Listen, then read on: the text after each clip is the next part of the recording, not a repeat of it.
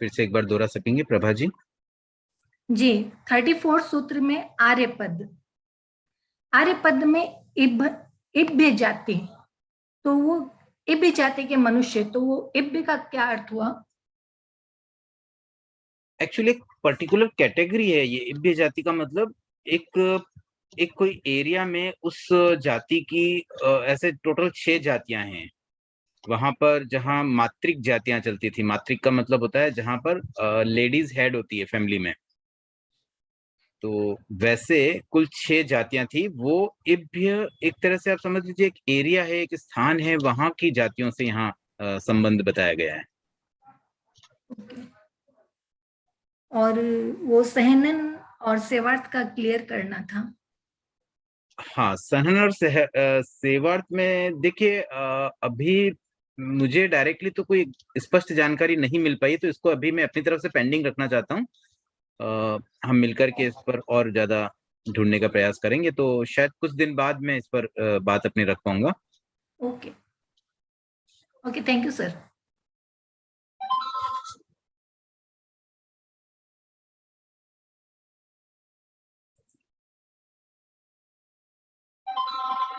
और कोई जिज्ञासा नहीं है तो हम आगे बढ़ते हैं।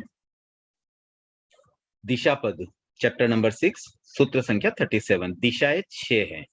वैसे सामान्यतः हमें 4 दिशाओं के बारे में पता है, उत्तर, दक्षिण, पूर्व, पश्चिम। अब ऊपर और नीचे इनको भी 2 दिशाएं मान ली जाएं तो टोटल 6 दिशाएं हो जाती है। वैसे कोई भी 3D डायग्राम में एक्चुअली 6 ही हो जाती है, क्योंकि वहां पर 3 डायमेंशन होते हैं। 4 दिशाएं 2 डायमेंशन में हो सकती है, लेकिन लोक भी 3D शेप का है, मतलब उसमें ऊपर, नीचे, दाएं, बाएं, आगे, पीछे, ऐसे 6 डायरेक्शन हो जाते हैं। तो इस तरह से इस अपेक्षा से 6 दिशाएं मानी गई हैं। अब इनके बीच का जो एरिया होता है ना, जैसे उत्तर और पूर्व के बीच में उत्तर पूर्व दिशा होती है, तो उसे यहाँ दिशाओं में नहीं लिया गया है। अगर हम 10 दिशाओं की बात करें तो शायद उसमें वो भी आ जाए, लेकिन वो वि दिशा होती है, उसे दिशा नहीं कहा जाता है। तो इस अपेक्षा से यहाँ पर 6 दिशाएं ही ली गई हैं। अब छहों दिशा में, अच्छा इसमें भी एक डिफरेंस है, वि दिशा और दिशा में क्या अंतर है। जैसे अंतराल गति में भी जब कोई जीव गति करता है ना, तो वो इन 6 दिशाओं में ही गति कर सकता है। वो पूर्व पश्चिम मतलब उत्तर और पूर्व के बीच के वि दिशा में या 45 डिग्री एंगल या कोई भी 30 डिग्री एंगल ऐसे कभी ट्रेवल नहीं करता है। तो जीवों की गति भी इन्हीं 6 दिशाओं में होती है। इन 6 दिशाओं में और क्या क्या होता है वो भी हम जानेंगे, तो इसलिए इन 6 दिशाओं का बहुत महत्व है। 6 दिशाओं में अगले सूत्र में ही बताया गया है कि 6 ही दिशाओं में जीवों की गति होती है। तो ये बात हम ऑलरेडी कर ही चुके हैं। मतलब ये हुआ कि अंतराल गति में कोई भी जीव एक स्थान से दूसरे स्थान पर जाएगा तो इन 6 दिशाओं में ही जाएगा। उसे पूर्व से, मान लीजिए ऊपर जाना है तो 1 नंबर दिशा पूर्व है और 5 नंबर ऊर्ध्व दिशा है, तो 1 से सीधा 5 में जाएगा, लेकिन ऐसे और कोई अलग एंगल नहीं ले सकता है। तो इन 6 दिशाओं में ही अगर कोई यात्रा करनी है तो हम समझ सकते हैं कि अंतराल गति में कैसे मोड़ होते हैं। और जैसे वो एक ऋजु गति होती है, एक वक्र गति होती है, तो वक्र गति में जो मोड़ होते हैं ना, मोड़ भी इसी प्रकार से होते हैं कि इन्हीं 6 दिशाओं को ध्यान में रख के जीव मोड़ लेता है। अब जैसे गति के बारे में बताया, वैसे ही अन्य बहुत सारी बातें इन 6 दिशाओं में ही होती हैं। उनमें क्या क्या है? आगति, पूर्व भव से प्रस्तुत भव में आना। अवक्रांति, उत्पत्ति स्थान में जाकर उत्पन्न होना। आहार, प्रथम समय में जीवनोपयोगी पुद्गलों का संचय करना। ये ओज आहार की बात की गई है। तो ये जो ओज आहार भी लेता है ना, वहां पुद्गलों का संचय जो होता है वो 6 दिशाओं से ही होता है, किसी और अन्य बीच वाली कोई दिशा से नहीं हो सकता है। वृद्धि, शरीर की वृद्धि, हानि, शरीर की हानि, विक्रिया, विकुर्वणा करना, गति पर्याय, गमन करना। यहाँ नॉर्मल गमन से मतलब है, अंतराल गति वाले गमन की बात नहीं है। उसके बाद समुद्गात, वेदना आदि में तन्मय होकर आत्म प्रदेशों का इधर उधर प्रक्षेप करना। ये समुद्गात भी एक जैन पारिभाषिक शब्द कह सकते हैं। वैसे ये शब्द बना इस तरह से है, सम प्लस उद्गात। इसके भी 3 ब्रेक कर सकते हैं, मतलब संधि विच्छेद अगर करेंगे तो पहला है सम। सम मतलब इक्वल। उद, उद मतलब एक्चुअली उत होता है, और जब संधि हो जाती तो तय कन्वर्ट हो जाता है द में, तय की जगह द आ जाता है। तो उत, उत का मतलब होता है उठना, बाहर आना। घात, तीसरा शब्द बचता है गात। घात का मतलब अटैक। तो समुद्घात शब्द का मतलब होता है कि इक्वली सम, मतलब एक साथ इक्वली, ऐसा नहीं कि एक जगह से कम एक जगह से ज्यादा, वैसा नहीं, समान रूप से उत्घात, बाहर आना, शरीर से बाहर आना। किसका बाहर आना? आत्मा का। तो आत्म प्रदेश जब शरीर से समान रूप से एक साथ जब बाहर आते हैं तो उसे समुद्घात कहा जाता है। वेदना आदि में तन्मय होकर आत्म प्रदेशों का उधर उधर प्रक्षेप करना, ये एक उदाहरण दिया गया वेदना समुद्घात का। ऐसे और भी समुद्घात होते हैं, केवली समुद्घात, मरण समुद्घात, आहारक समुद्घात, वैक्रिय समुद्घात। तो इनमें क्या होता है कि आत्म प्रदेश एक्चुअली शरीर से बाहर आ जाते हैं, उनका बाहर प्रक्षेपण हो जाता है, जो शरीर के भीतर आत्मा है वो बाहर निकल जाती है। काल संयोग, सूर्य आदि द्वारा कृत काल विभाग, दर्शनाभिगम, अवधि आदि दर्शन के द्वारा वस्तु का परिज्ञान। मतलब अवधि दर्शन से जब कोई वस्तु को जानते हैं ना, तो वहां भी इन 6 दिशाओं से देखा जाता है। इवन जैसे आत्म प्रदेशों से, क्योंकि सीधा देखते हैं, वहां कोई आंखों का माध्यम तो है नहीं, तो दर्शन, अवधि दर्शन में इन 6 दिशाओं से ही वस्तुओं को देखा जाता है। और ज्ञानाभिगम में अवधि ज्ञान के द्वारा वस्तुओं को जो परिज्ञान होता है वो भी इन 6 दिशाओं से होता है। उसके बाद जीवाभिगम, अवधि आदि ज्ञान के द्वारा जीवों का परिज्ञान, आजीवाभिगम, अजीवों का परिज्ञान। ये सारी बातें इन 6 दिशाओं में होती है, पूर्व, पश्चिम, दक्षिण, उत्तर, ऊर्ध्व और अधो दिशा में। इसी प्रकार से पंचेंद्रिय तीर्यंश और मनुष्यों की गति, आगति आदि 6 दिशाओं में होती है। तो ये 6 दिशाओं के बारे में कुछ बात बताई गई है। अब आगे है आहार पद। श्रमण निर्ग्रंथ साधु 6 कारणों से आहार करता हुआ आज्ञा का अतिक्रमण नहीं करता है। मतलब ये है कि इन 6 स्थानों पर आहार करना अलाउ किया गया है। साधु आहार कर सकते हैं। किन कारणों पर, किन परिस्थितियों में? वेदना, भूख को मिटाने के लिए। अब भूख लगी, वेदना हो रही है, तो आहार कर सकते हैं साधु, कोई दिक्कत नहीं है। वेयवृत्ति करने के लिए, कि भाई कोई सोचे कि मैं तो अभी उपवास करूंगा, मांस खमन करूंगा और अपने सिंगाड़े में किसी संतों की सेवा की आवश्यकता है, तो उस समय वो आहार कर सकते हैं। क्यों करना है? कि उनकी भावना तो मांस खमन करने की है, लेकिन आहार करेंगे तो शरीर चलेगा, तो वो सेवा कर पाएंगे। उसके बाद इरिया समिति का पालन करने के लिए। इरिया समिति का पालन मतलब देख देख कर जागरूकता पूर्वक चलना। अब व्यक्ति अगर खाएगा नहीं तो उसमें इतनी क्षमता भी नहीं रहेगा कि वो केयरफुली चल सके, इसलिए फिर इरिया समिति के पालन में भी दिक्कत आ सकती है। तो उस पालन का भी एक उद्देश्य है कि इसलिए खाना खाना जरूरी है, संयम की रक्षा के लिए। अब संयम लिया है तो उसकी रक्षा करनी है, तो उसके लिए भी पेट भरना जरूरी है। खाना खाएंगे, शरीर चलेगा, तो संयम की भी रक्षा हो सकेगी। और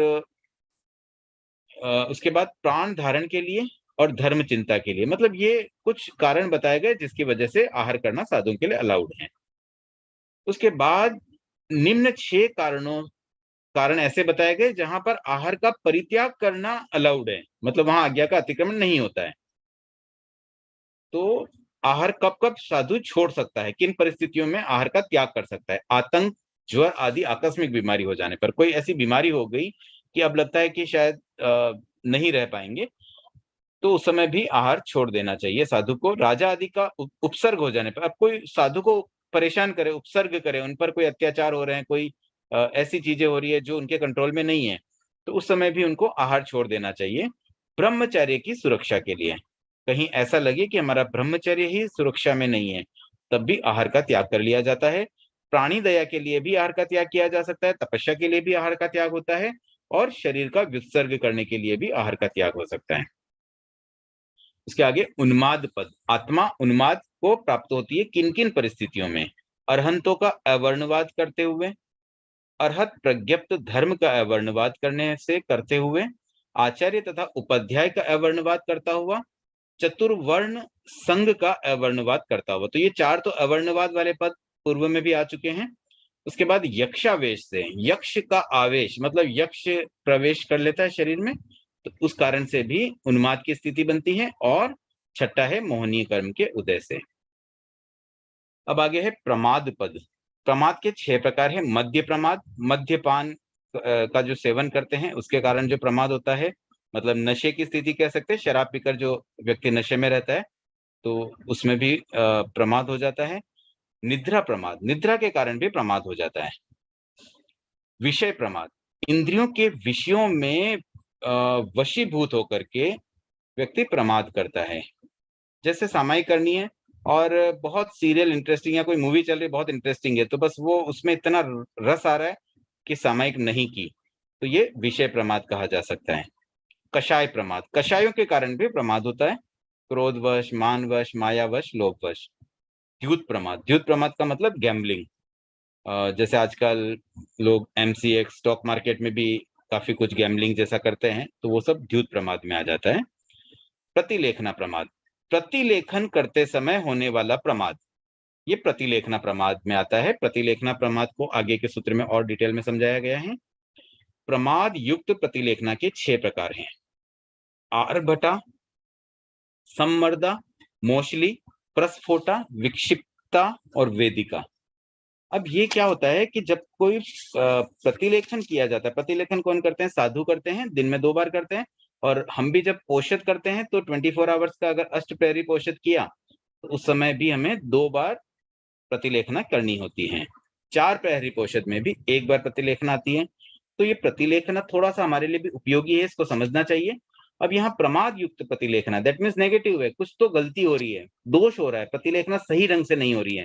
तो क्या-क्या चीजें होती है जब प्रमाद युक्त प्रतिलेखना होती है? पहला है आर्भटा।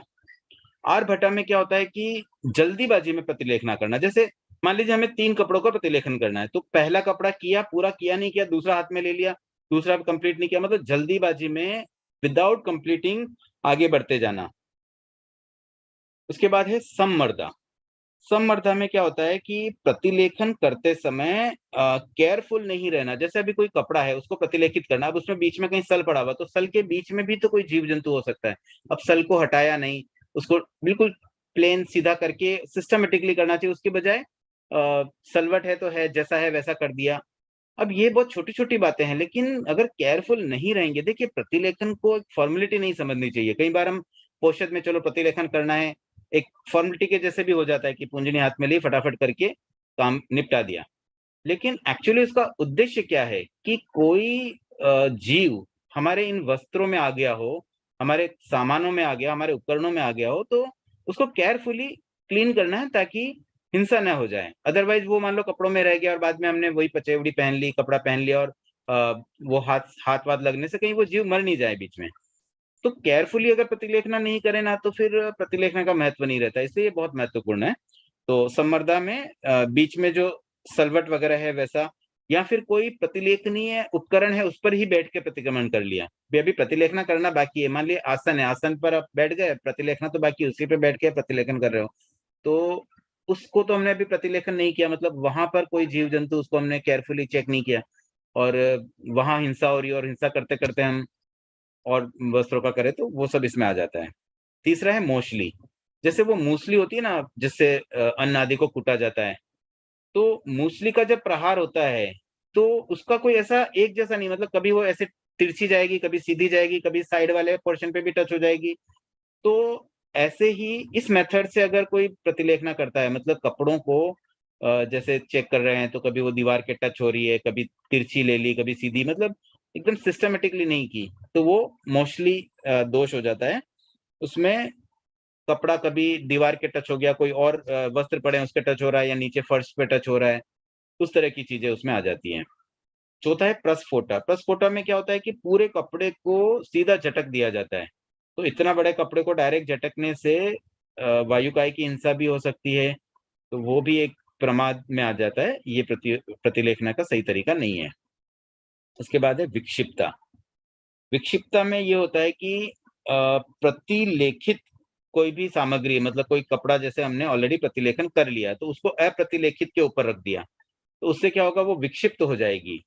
क्योंकि जो अप्रतिलेखित है, अब वहां पे मान लो कोई जीव था और वो जीव का यहाँ संक्रमण हो गया, तो हमारा तो प्रतिलेखन करना व्यर्थ हो गया। हमने कोई चीज चेक की और वो चेक करने के बाद वापस उसमें आ सकता है, तो कोई मतलब नहीं रहा।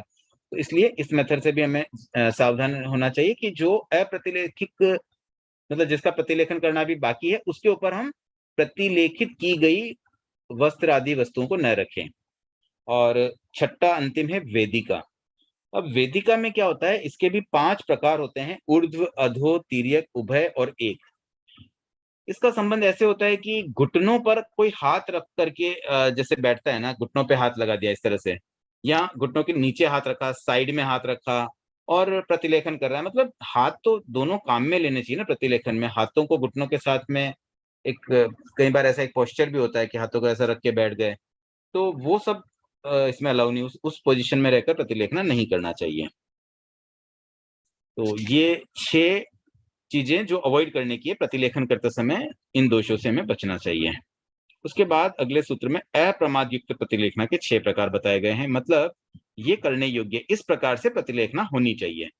अनर्तित, अनर्तित का मतलब नर्तित मतलब नाचने वाली, मतलब नाचना, और नहीं नचाना। अनर्तित मतलब नहीं नचाना। तो कपड़े आदि को एक एग्जांपल हम कपड़े के लेते हैं, जैसे कोई पछेवड़ी है, कोई ओढ़ने का, या चद्दर है मान लो, तो अब चद्दर को ऐसे एक तो हिला हिला के नचाते नचाते उसको चेक कर रहे हैं, तो वो उतना क्लियरली चेक नहीं होगा। उसको एक जगह स्थिर रखना पड़ेगा, तब जाकर के केयरफुली हम आंखों से भी उसको देख सकते हैं कि कहीं कुछ है तो नहीं, और उसके बाद उसको पूंजनी आदि से उसका प्रमार्जन भी हो सकता है। तो पहला हो गया अनर्तित, बिना कपड़े को नचाए हुए। अवलित, वलित का मतलब क्या होता है? वलय मतलब मोड़, कोई चीज फोल्ड हो जाती है तो उसको वलित बोलते हैं। अवलित का मतलब बिना फोल्ड किए हुआ, बिना कोई सलवट के। अब मान लो कपड़ों में कोई सलवट है, अब ये पॉइंट जैसे ऊपर जो 45 सूत्र में 6 बातें बताएगी, वैसे ये सारी बातें लगभग उसकी अपोजिट ही है, क्योंकि वहां पर प्रमाद था, यहाँ पर अप्रमाद युक्त प्रतिलेखना है। तो अवलित में जैसे उसमें भी एक पॉइंट था कि कपड़ों में सलवट रहेगी, सेकंड पॉइंट था सम्मर्दा। अब यहाँ पर अवलित में उसका अपोजिट हो गया कि सलवट नहीं रहनी चाहिए। उसके बाद तीसरा है अनानुबंधी। तो जैसे उसमें था कि टच हो रहा है कोई कपड़ा, सॉरी टच वाला तो मोस्टली में आएगा। अनानुबंधी में क्या होता है कि जैसे हम मान लो कोई चीज को गो थ्रू करते हैं, प्रमार्जन कर रहे हैं। अब मान लो चद्दर को देखना है, तो एक सेकंड में तो सब कुछ नहीं दिखेगा, तो ध्यान से हम ऊपर से नीचे देखेंगे, फिर और आगे देखेंगे, आगे देखेंगे, आगे देखेंगे, ऐसे स्टेप बाय स्टेप हम सारी चीज एरिया को कवर करके देखते हैं। अब देखते देखते हमने बीच में मान लो ब्रेक कर दिया, कोई आगे बात करने लगे और फिर से चालू कर दिया देखना, तो जहां तक देखा उसके आगे बढ़ गए, वो नहीं चलता है। मतलब हमें कंटिन्यू देखना होगा, उसको बोलते हैं अनानुबंधी। एक बार देखना शुरू किया तो पूरा देखेंगे, ताकि जितना पोर्शन देखा जा चुका है और जो देखना बाकी था उसके बीच में अगर हमारा दृष्टि भेद हो गया, मतलब देखते देखते हमने ब्रेक कर दिया, तो उस ब्रेक के कारण से जो पोर्शन हमने जहां से छोड़ा था और जहां शुरू करना था, उस बीच में कोई घटना घट जाए, कोई जीव वहां आके बैठ गया, तो हमें पता ही नहीं चल पाएगा। इसलिए उसको देखने का भी एक सिस्टम होता है कि आप कंटिन्यू देखते रहो और लगातार देखो, बीच में ब्रेक नहीं करना है। ये हो गया अनानुबंधी। उसके बाद है अमोशली। मोशली का अपोजिट है, मतलब मुशली के जैसे नहीं ठोकना है, एक जगह एकदम एक जैसा होना चाहिए। तो कपड़े को जब हम देखें या उसको जैसे झटकना है या कुछ भी, मतलब उसको समेटते समय भी, तो एक जैसा रहना चाहिए। कभी कोई कहीं टच हो रहा है, तिरछा पकड़ लिया, वैसा सब नहीं होना चाहिए, एकदम सीधा एक जैसा पकड़ना 90 डिग्री एंगल पर। उसके बाद है षट पूर्व नव खोटक। ये दो टेक्निकल वर्ड है। पूर्व और खोटक क्या होते हैं? जैसे कोई भी कपड़ा होता है, तो उतने बड़े कपड़े को अगर एक साथ झटकेंगे ना, तो उसमें हिंसा होने का खतरा है। तो उसका एक सॉल्यूशन ये निकाला है कि 2 साइड होते हैं और उनको कपड़े को 3 बार में अगर फोल्ड कर दें, पहले एक साइड को ले लो, फिर दूसरी साइड को ले लो, तो ऐसे उसके 6 भाग बन जाते हैं। ये जो 6 पार्ट बने ना, वो षट पूर्व कहलाते हैं। षट मतलब 6 और पूर्व मतलब इसके 6 पार्ट हैं। उसके बाद क्या होता है कि एक एक पार्ट पर 3 बार प्रमार्जन किया जाता है, मतलब 3 बार पूंजनी से साफ करना होता है। अब देखिए, ये भी एक ध्यान देने की बात है। हम जनरली औषध में कैसे करते हैं वो आपको सोचना है, मतलब हमें सबको सोचना है कि पूंजनी से हमने एक बार पहुंचा, हमें लगता है कि प्रमार्जन हो गया, लेकिन विधान है कि 3 बार उसको खोटक, खोटक का मतलब ही होता है, और उसको है ना, मतलब हल्के से झटकना होता है। खोटक मतलब एक्चुअली झटकना होता है, तो हल्का सा उसको झटकते हैं और फिर 3 बार प्रमार्जन करते हैं। तो ये एक साइड का 3 पूर्व इंटू 3 बार प्रमार्जन, तो 9 खोटक हो जाता है। तो इस प्रकार से षटपूर्व और नवखोटक एक मेथड दिया गया, उस तरीके से एक एक वस्त्र को प्रमार्जन किया जाता है। और छठा है हाथ में प्राणियों का विशोधन करना। अब कोई जीव आ गया तो उसको प्रॉपरली प्रमार्जन जो करते हैं ना हाथ में, उसको 9 बार किया जाता है। 9 बार उसको पूंजनी से एकदम हल्के हल्के हाथों से हटाया जाता है। तो इस तरह से ये अप्रमाद युक्त प्रतिलेखना के 6 प्रकार थे, और हमें भी पोषद आदि में थोड़ा केयरफुल रहना चाहिए। उसके आगे है लेश्या पद। लेश्याएं 6 है। कृष्ण, नील, कापोत, तेजो, पद्म और शुक्ल। पंचेंद्रिय तिर्यक योनियों के 6 लेशाएं होती है। ऐसे तो टोटल 6 लेशाएं वो बता दी गई, अब 6 लेशाएं किन किन की होती है, तो उसमें आया कि पंचेंद्रिय तिर्यंचों के उनके 6 लेशा होती है, 6 की 6। उसके बाद मनुष्य और देवों के भी 6 लेशाएं होती हैं। उसके आगे अग्रमहिषी पद, अग्रमहिषी मतलब वाइफ्स, मतलब उनकी रानियां। तो देवेंद्र देवराज शक्र के लोकपाल महाराज सोम के, अब सोम के 6 अग्रमहिषियां, ये बात आई है 6 की संख्या, छठा चैप्टर, इसलिए ये सूत्र में यहाँ समाहित है। इसी प्रकार से देवेंद्र देवराज शक्र के लोकपाल महाराज यम, तो सोम और यम ये दोनों जो लोकपाल हैं उनके 6 अग्रमहिषियां हैं। उसके आगे है देवेंद्र देवराज ईशान की मध्यम परिषद के देवों की स्थिति 6 पल्योपम की है। महत्तरिका पद, महत्तरिकाएं मतलब उनकी दासियां, तो दिशा कुमारियों की जो उनकी मतलब परिचारिकाएं कह सकते हैं, जो उनकी देखभाल करती है, उनकी केयर करती हैं, तो दिशा कुमारियां। दिक कुमार जो भवनपति देव हैं उनकी देवियां वो कहलाती है दिशा कुमारियां। वैसे ये दिशा कुमारी भी बहुत टेक्निकली, मतलब ये काफी जगह आगमों में उल्लेख आता है। इसका एक और भी महत्व होता है, जब तीर्थंकर आदि के कुछ प्रसंग होते हैं तो वहां पर अलग अलग दिशाओं में ये दिशा कुमारियां रहती हैं, तो इनका संबंध दिशाओं से भी है, इसलिए इनका नाम दिक कुमारियां है। दिक कुमारी भी कहते हैं, दिशा कुमारियां भी कहते हैं। तो इनकी जो 6 महत्तरिकाएं हैं उनके नाम है रूपा, रूपांशा, सुरूपा, रूपवती, रूपकांता, रूपप्रभा। उसी प्रकार से विद्युत कुमारियों के भी, जो विद्युत कुमार भवनपति देव हैं उनकी देवियां विद्युत कुमारियां, और उनके 6 महत्तरिकाएं हैं, उनके नाम है अला, शक्रा, शतेरा, सौदामिनी, इंद्रा और घन विद्युत। उसके बाद अगेन अग्र महिषी पद आए हैं, मतलब 6 रानियां, और किन किन के हैं, तो नाग कुमार के जो इंद्र है धरण, उनके 2 इंद्र होते हैं नाग कुमार में, एक उत्तर दिशा के इंद्र अलग है, दक्षिण के अलग है। तो एक जो धरण इंद्र है उनके 6 अग्रमहिषियां, उनके नाम दिए गए हैं अला, शक्रा, शतेरा, सौदामिनी, इंद्रा और घन विद्युत। उसके बाद दूसरे जो नाग कुमार के इंद्र हैं भूतानंद, उनके भी 6 अग्रमहिषियों के नाम रूपा, रूपांशा, सुरूपा, रूपवती, रूपकांता और रूपप्रभा दिया गए हैं। इसी प्रकार से दक्षिण दिशा के भवनपति इंद्र वेणुदेव, हरिकांत, अग्निशिख, पूर्ण, जलकांत, अमित गति, वैलम और घोष के भी धरण की भांति 6 अग्रमहिषियां हैं।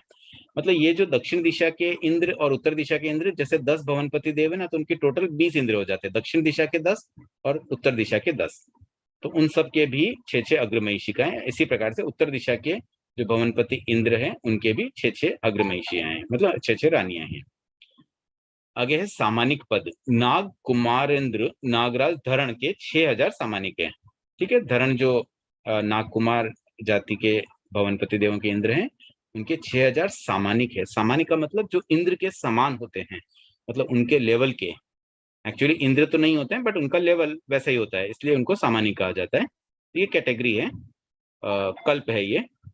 तो उनके 6000 सामानिक है, और इसी प्रकार से अन्य भी नाम दिए गए हैं, ये भी सब जो इंद्र हैं उनके 6,000 सामानिक हैं। भूतानंद, वेणुदाली, हरिस्सह, अग्निमानव, विशिष्ट जलपुत्र, अमितावहन, प्रभंजन और महाघोष, इन सबके 6,000 सामानिक हैं। आगे है मति पद, अवग्रह मति, सामान्य अर्थ में जो ग्रहण करते हैं उसको अवग्रह कहते हैं। मति ज्ञान के 4 प्रकारों में पहला अवग्रह होता है। तो अवग्रह के 6 प्रकार बताए गए हैं। तो 6 प्रकार क्या है, थोड़ा समझ लेते हैं।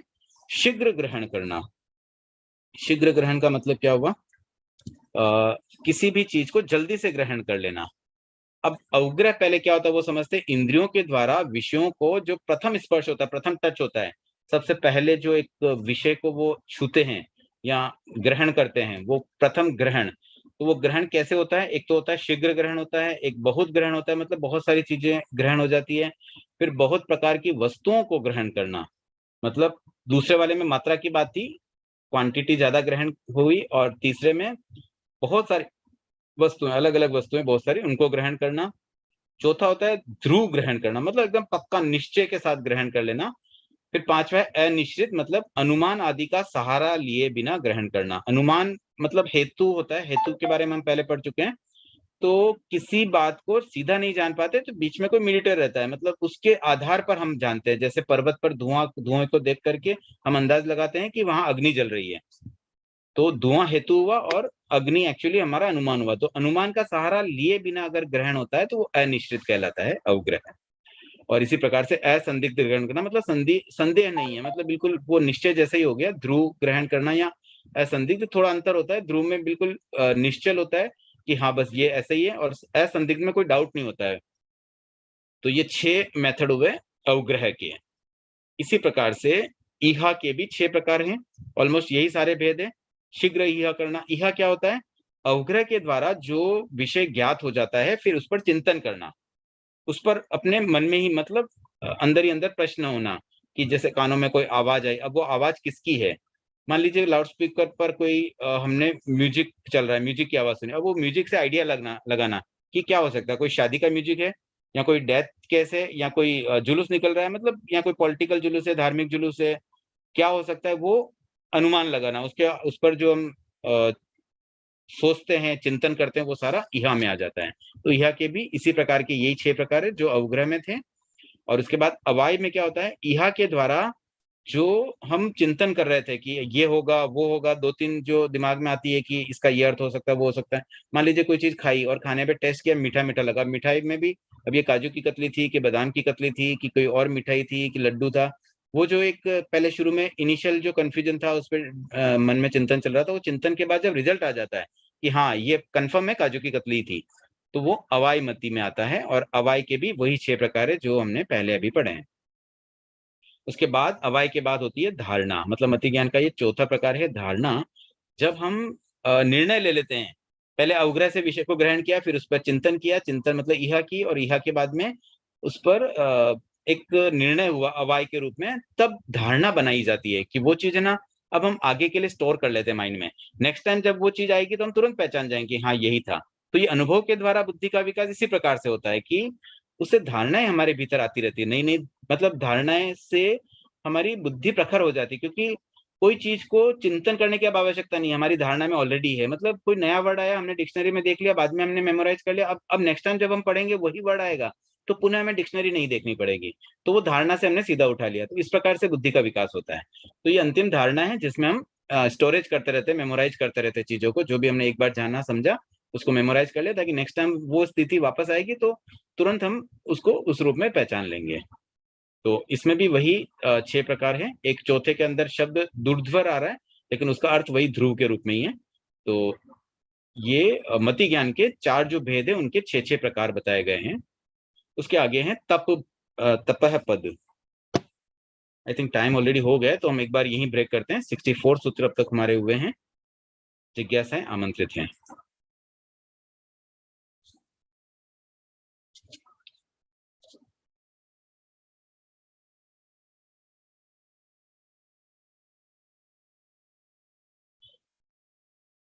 हाँ प्रभा जी। जय जिनेन्द्र सर। जय जिनेन्द्र। 39 सूत्र, 6 दिशाओं में जीवों को विक्रिया, विक्रिया का क्या अर्थ हुआ? विक्रिया, वक्रीय शरीर बनाना, विकीर्णा करना। ओके ओके, वक्रीय शरीर। Thank you sir.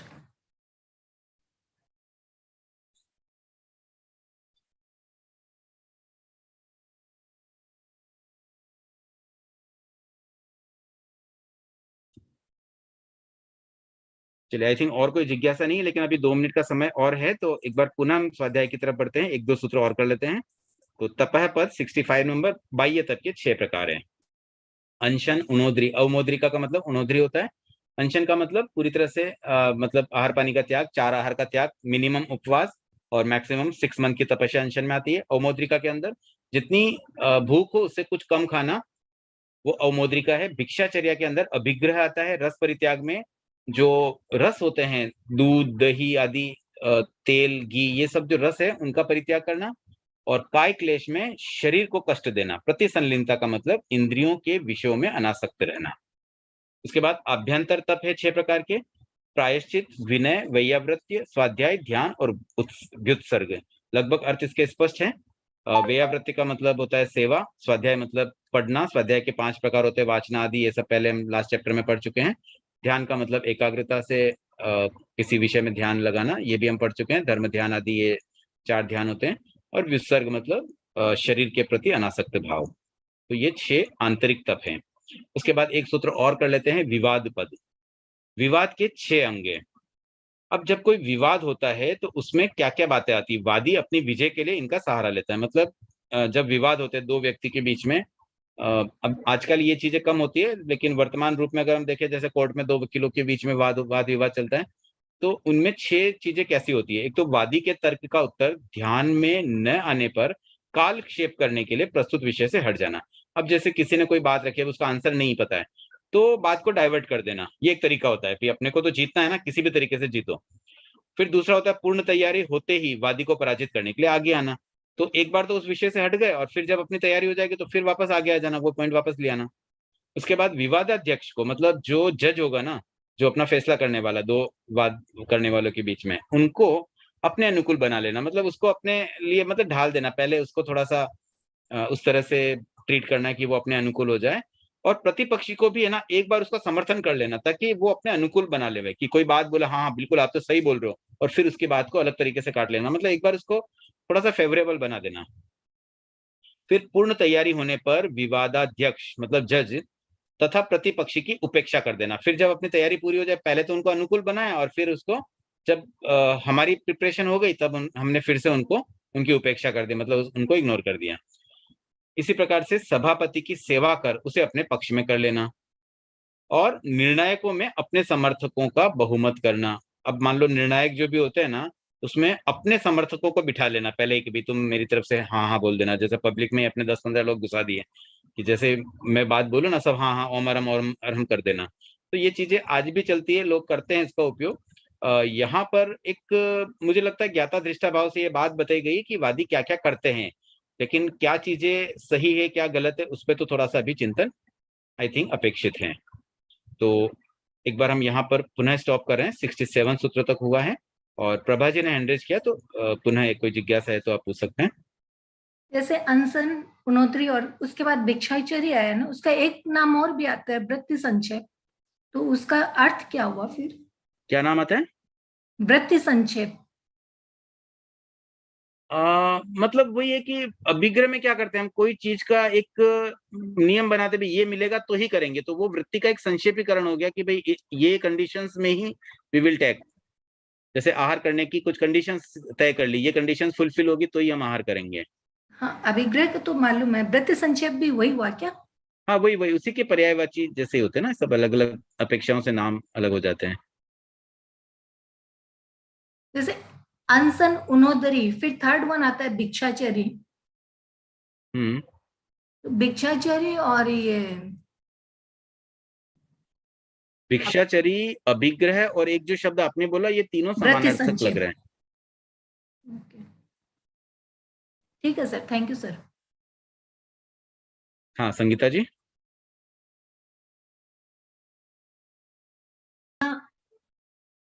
जय जिनेन्द्र। हाँ, जय जिनेन्द्र।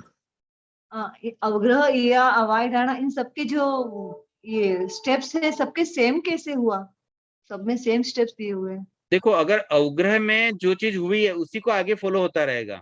अगर अवग्रह में शीघ्र ग्रहण किया, तो फिर वो आगे शीघ्र उस पर चिंतन भी हो जाएगा, शीघ्र निर्णय भी हो जाएगा। मतलब हर चीज़ की वही मेथड वही है। मतलब एक अपेक्षा से ये 6 भेद किए कि कोई चीज़ को जल्दी कर पाना, बहुत सारी चीज़ों को करना। नहीं समझ। सेम स्टेप्स इसलिए हो जाती है क्योंकि जैसा अवग्रह में हो रहा है, वही यहाँ में भी हो जाएगा, वही चीज़ अवाय में भी हो जाएगा, एक स्टेप वही फ़ॉलो होती जाएगी। अगर आपने बहुत चीज़ें अवग्रह में ली, तो बहुत चीज़ों पे यहाँ भी होगी, बहुत चीज़ों पर निर्णय भी होगा और बहुत सारी चीज़ें धारणा में भी बैठेगी।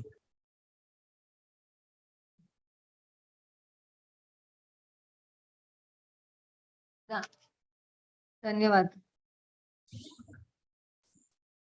तो ठीक है, फिर आज के लिए इतना ही रखते हैं। ओम अरहम, जय जिनेन्द्र।